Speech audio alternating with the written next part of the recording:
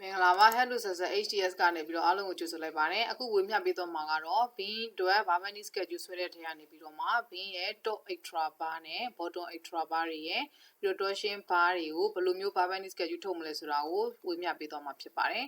အဲ့တော့အခုဒီမှာပထမဆုံးပေါ့နော်ဒီ extra bar တွေထည့်ရတဲ့နေရာနဲ့ဘာကြောင့်မို့ထည့်ရတယ်ဆိုတာလေးကိုရှင်းလင်းသွားအောင်မို့လို့ဒီပုံလေးနဲ့တရုပ်ပြချင်ပါတယ်အခုဒီမှာဆို Bean လေးတစ်ချောင်းပေါ့နော်ဒီဘက်မှာ support တွေရှိမယ်ပြီးတော့ခါကျအဲ့ဒီ Bean ပေါ်ကိုဒီမှာလုတ်ကလေးတရားတက်ရောက်လိုက်မယ်ဆိုလို့ရှိရင် Bean လေးကအဲ့လိုကိုွေးသွားမယ်ပေါ့နော်အဲ့လို deflect ဖြစ်သွားမယ်ဖြစ်သွားတဲ့အခါမှာဆိုလို့ရှိရင် Bean ရဲ့ top ရဲ့ဒီ support ပေါ့နော် Bean top ရဲ့ support zone နဲ့ဒီ bottom ရဲ့အလယ်မှာတော့သူ tension တွေပေါ်လာပြီးတော့ကျန်တဲ့ဒီ top ရဲ့အလယ်နဲ့ support ရဲ့ဒီအောက်တွေပေါ့နော် bottom မှာတော့သူကဘာတွေဖြစ်လာမလဲဆိုတော့ compression တွေပေါ်လာမယ်ပေါ့နော်အဲ့အခါကျတော့သူကဒီအကယ်၍ body tension zone တွေမှာဆိုလို့ရှိရင်တကယ်လို့များလိုအပ်လာမယ်ဆိုလို့ရှိရင် structure designer ကနေပြီးတော့တခြားနေရာတွေထပ်ပေါ့နော်သူတို့က steel area ပို့လို့ရတယ်ဆိုလို့ရှိရင်တော့အဲ့နေရာလေးမှာ extra bar လေးတွေတတိယဖြင့် additional bar လေးတွေထည့်ပေးတတ်ပါတယ်အဲဒါကြောင့်မို့လို့သူက top ဆိုလို့ရှိရင် support နေရာမှာ additional bar ပါပြီးတော့ bottom ဆိုလို့ရှိရင်တော့ mid ထဲမှာဒါ additional bar ပါမှာဖြစ်ပါတယ်အဲ့ခါကျတော့အခုဒီမှာဆိုလို့ရှိရင်အဲ့ extra bar တွေကိုဘယ်လိုထည့်တယ်လဲဆိုတာလေးကိုတရုပ်ပြပေးချင်ပါတယ်အဲ့တော့အရင်တုန်းကပေါ့နော်ဒါကတော့ previous လို့ပြထားပါတယ်ဟိုးအရင်တုန်းကဆိုရင်အဲ့ extra bar တွေကိုဘယ်လိုလေးထည့်လဲဆိုတော့အခုဒီမှာဆိုရင် top bar လေးကဒီမှာအပေါ်မှာနေပြီးတော့လာတယ်လာပြီးတော့ bottom bar ကိုသူက45 degree ဒီ incline ပေါ့နော်ဆင်းချသွားတယ်ဆင်းချသွားပြီးတော့ bottom bar အဖြောင်သွားတယ်သွားပြီးတော့ဒီမှာပြန်ပြီးတော့အဲ့လိုပဲပြန်တက်တယ်တက်ပြီးတော့ဒီမှာသွားတယ်ပေါ့အဲ့တော့သူ့ရဲ့ extra အရင်တော့အဲ့လိုပုံစံနဲ့ထည့်တာပေါ့နော်ဒါပေမဲ့အခုကျတော့အဲ့ဒီဟာတွေကတက်ဆင်ရတာလည်းခက်တယ်ဒီဆယ်ကျူးထုတ်ရတာလည်းခက်တယ်ပေါ့နော်ဆုတ်တဲ့ခါကျတော့ဒီခုနောက်ပိုင်းလက်ရှိပေါ့နော်လက်ရှိမှာသုံးနေတာတွေကတော့ဘယ်လိုသုံးလဲဆိုတော့ extra bar ကိုဒီ top မှာဆိုလို့ရှိရင်လည်း albine 3ပေါ့ဒီ clear ဒီ end ပေါ့နော် end ကနေပြီးတော့မှ albine 3ဒီဘက်ကိုထွက်လိုက်တယ်ထွက်ပြီးတော့မှပြီးတော့ hook လေးကိုွေးလိုက်တယ်ပေါ့နော် bottom bar ဆိုလို့ရှိရင်လည်းသူက2 albine 3ပေါ့သူ့ရဲ့ဒီ lash ကတော့2 albine 3ရှိမယ်အဲ့ဒါလေးနဲ့သူကဒီမှာထပ်ပြီးတော့ထည့်တဲ့ပုံစံလေးဖြစ်သွားတာဆိုတော့စောစောကဒီအနေထားထဲတော့ action လဲပိုကောင်းတယ်ဆင်ရတာလဲပိုလွယ်တယ်ပေါ့နော်အဲ့တော့ဒီပုံစံလေးနဲ့ Barbani schedule ထုတ်မှာဖြစ်ပါတယ်ဒါလေးကတော့ top extra bar နဲ့ bottom extra bar ထည့်တဲ့ပုံစံကိုပြပေးထားတာဖြစ်ပါတယ်အဲ့တော့ရှင်းရပါတော့ဒီ Bean schedule Bean အတွက်ပေါ့နော် Barbani schedule ထုတ်တဲ့ဟာကိုရှင်းပြတယ်ဆိုတော့ပေါ့နော်ဝေမျှတဲ့အထက်မှာဒီ grid line A လေးကို sample ယူပြီးတော့ဝေမျှခဲ့တယ်အဲ့တော့အဲ့ဒီ grid line A ကိုပဲဆက်ပြီးတော့မှဒီအခု Barbani schedule ရဲ့ဒီ top extra bar တွေကိုလည်းထုတ်မယ်ပေါ့နော်ထုတ်မယ်ဆိုတဲ့အခါကျအခုဒီမှာ schedule လေးပြန်ကြည့်မယ်ပြန်ကြည့်တော့ဒီမှာ throughout bar ဆိုရင် 4D20 bottom bar လဲ 4D20 ပဲဒီမှာ main reinforcement addition နဲ့ဆိုတော့ကွက်ကလေးပါတယ်နော်အဲ့မှာကျတော့ဒီမှာ top မှာဆိုရင်ဒီမှာ support မှာပဲ 2D20 လို့ပါတယ် bottom ကျတော့ mid မှာ 2D20 လို့ပါတယ်ပါတဲ့ဘင်းကလည်း B1280 တခုတည်းပဲပါတယ်ဆိုတဲ့အခါကျတော့ဒီမှာထည့်ရမယ်ပေါ့နော်အဲ့တော့ထည့်ရမယ်ဆိုတဲ့အခါကျတော့စောစောကဒီ B1280 လေးကိုကြည့်လိုက်တဲ့အခါကျတော့သူကဘယ်နှစ် base span မှာရှိလဲဆိုတော့16 base span မှာရှိတယ်ဒီဘက်လည်းလို့ပဲ16 base span မှာရှိတယ်ရှိတယ်ဆိုတဲ့အခါကျတော့ဒီ16 base span မှာဒီသူ့ရဲ့ဒီအနေထားကိုကြည့်တဲ့အခါကျတော့ဒီဘက်ကတော့ center ကနေသွားတယ်ဒီဘက်ကျတော့ ant ကနေသွားတယ်အဲ့ဒါဆိုသူ clear span သာလိုချင်တယ်ဆိုရင်ဒီဘက်က column တစ်လုံးစာဒီဘက်က column တစ်ဝက်စာဆိုတော့တစ်လုံးပွဲစာနှုတ်ပေးရမှာပေါ့နော် clear span လိုချင်တယ်ဆိုရင်လေအဲ့တော့ဒီစပြီးတော့ပေါ့နော်သူB1280 ရဲ့ additional bar လေးတွေစပြီးတော့တွက်ကြည့်အောင်အဲ့တော့ဒီမှာသူ့ရဲ့ length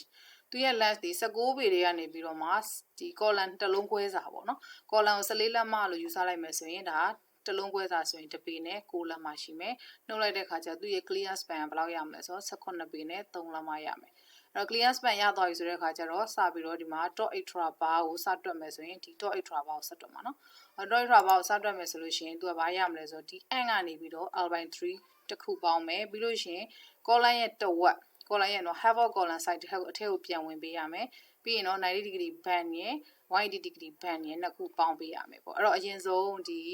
band နေမပါသေးဘဲနဲ့အရင်တွက်ကြည့်အောင်အဲ့တော့ Cadillac without band တွက်မယ်ဆိုရင် albine 3ဆိုတော့18ပေ3လက်မကို3ပုံပုံမယ်ပြီးလို့ရှိရင်ခုန column ရဲ့တစ်ဝက်ဆိုတော့9လက်မပေါင်းမယ်အခုဒီမှာအပြာရောင်နဲ့ပြထားတဲ့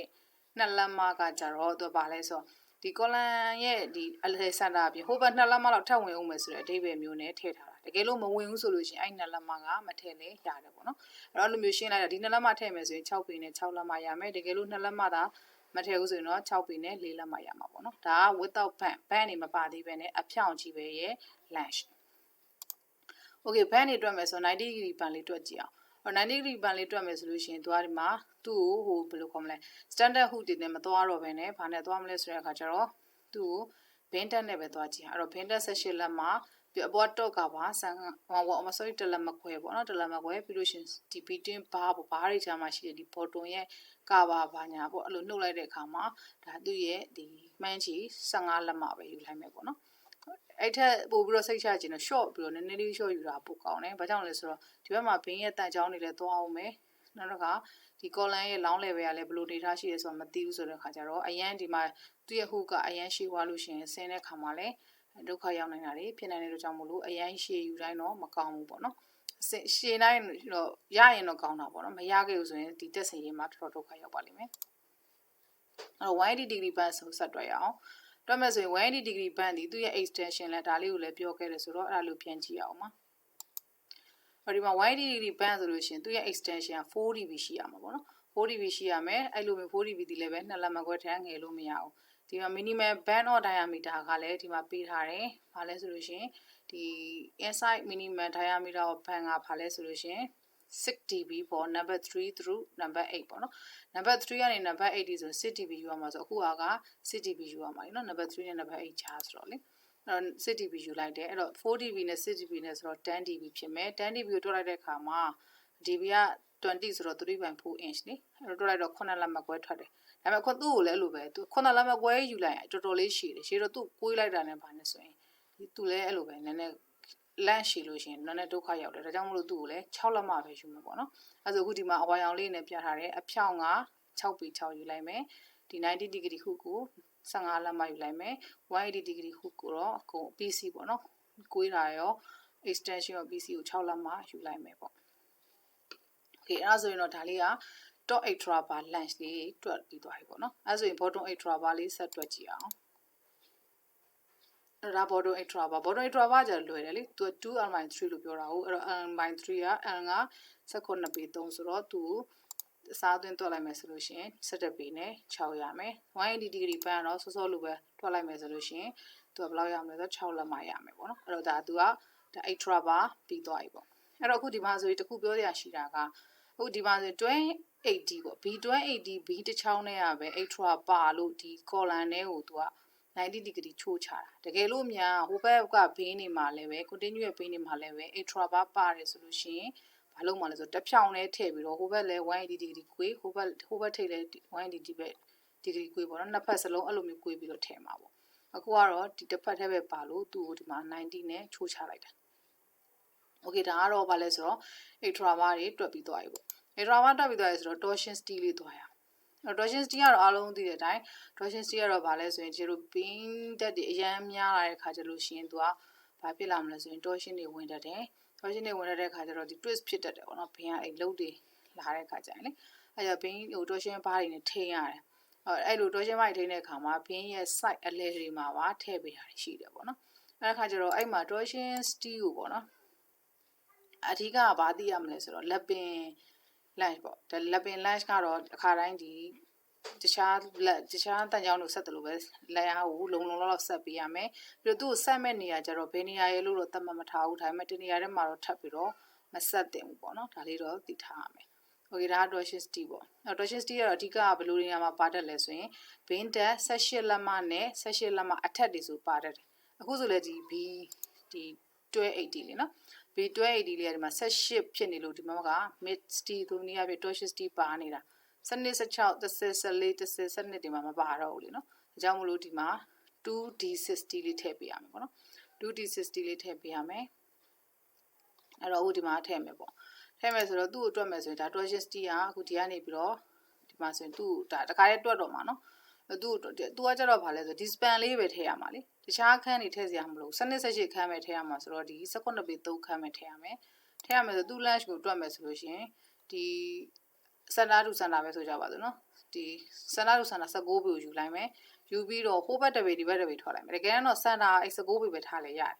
အဆင်ပြေတယ်ဒါပေမဲ့ဟိုဘက်ဒီဘက်ထွက်လိုက်မယ်ထွက်ပြီးတော့ဒီမှာအပြခရမ်းရောင်လေးနဲ့ပြထားတဲ့ဒီဖင်လေးနော်အဲ့ဒါသူကဘယ်လောက်လုံးမှလဲဆိုအစွန်းဘက်လေးတွေကို90 degree ကွေးချင်တာ90 degree ကွေးမှာဆိုတကယ်လို့90မကွေးဘဲနဲ့အခုဒီမှာစန္ဒာမှာဒီလိုမျိုးလေး180ကွေးမယ်ဆိုလဲဖြစ်တယ် အခုကတော့ဘယ်လိုလဲဆိုတော့90ကို4လက်မလောက်ကိုးလိုက်မယ်လို့ယူဆလိုက်မယ်ဆိုလို့ရှိရင်အခုဒီမှာတော့20ဖြစ်သွားတယ်เนาะအမှန်ဒီမှာ16ဖြစ်ရမှာเนาะဒီနားလေးမှာ16ဖြစ်ရမှာဖြစ်ပါတယ်အဲ့တော့အခုဒီမှာ21ပေဒီဘက်ကဟာ4လက်မ4လက်မအဲ့လိုပဲကိုးလိုက်တယ်ကိုးလိုက်တဲ့ခါကျအခုနာတွက်ခဲတယ်ဒီ grid line A B1280 ရဲ့ dot extra bar ကိုလည်း Barbani schedule font ထဲမှာထည့်လိုက်တယ် bottom extra bar ကိုလည်း Barbani schedule font ထဲမှာထည့်တယ်နောက်တစ်ခါ torsion steel ကိုလည်းအဲ့လိုပဲဒီမှာထည့်လိုက်တယ်ပေါ့နော်ထည့်တော့ခါကျဒီနားလေးကတော့ diameter လေးလွဲသွားတယ်နော်60ဖြစ်ရမယ်ဒီနားမှာလည်း unit weight လေးနည်းနည်းချိန်ရမယ်အဲ့တော့ဒီမှာဆိုရင်ဘာနံပါတ်တွေကိုကြည့်မယ်ဘာနံပါတ်တွေကြည့်မယ်ဆိုတဲ့ခါကျသူ့ထဲမှာ 2D20 ထဲမှာဆိုတော့သူကဒီမှာဆိုရင်2 × 4လို့ရေးထားတယ်သူကဘင်းတစ်လိုင်းအတွက်ဆိုလို့ရှိရင်သူက4ချောင်းပါမှာလေဟိုဘက်2ချောင်းဒီဘက်2ချောင်းအဲ့ဒါကိုမှ2နေရာဆိုတော့2 × 4ဆိုတော့8ချောင်းဖြစ်သွားမှာပေါ့ဆိုတော့ bottom ကကြတော့ဗာလဲဆိုတော့တစ်နေရာကို2ချောင်းပါမယ်2နေရာရှိတာဆိုတော့2 × 2 torsion ကလည်းအတူတူပဲ torsion ကလည်းဒီဘင်းတစ်ချောင်းတစ်လိုင်းမှာ2ချောင်းပါမယ်2နေရာရှိတာဆိုတော့2 × 2အဲ့တော့အဲ့ဒါလေးထည့်မှာပေါ့နော်အခုဒီမှာတော့ပြင်စရာပါရှိမလဲဆိုတော့ဘား diameter ဒီနားမှာ60ဖြစ်ရမယ်ဒီနေရာမှာ unit weight က60 mm diameter ရဲ့ unit weight ဖြစ်ရမယ်ပြီးရင်တော့သူတို့အရေအတွက်ရဲ့ length ရဲ့ unit weight ရဲ့မြောက်လာရင်ဒီဘက်က total weight ထွက်မှာဖြစ်တယ်ပေါ့နော်အဲဆိုတော့အခုဒီမှာဒီ extra bar တွေ torsion bar တွေကို schedule ထည့်တာနဲ့ပတ်သက်ပြီးတော့ဝေမျှခဲ့တာဖြစ်ပါတယ်အားလုံးပဲအဆင်ပြေစွာလုပ်နိုင်မယ်လို့ယုံကြည်ပါတယ်တကယ်လို့နားမလည်တာရှိလို့ရှင်လည်းပဲမေးမြန်းစုံစမ်းလို့ရပါတယ်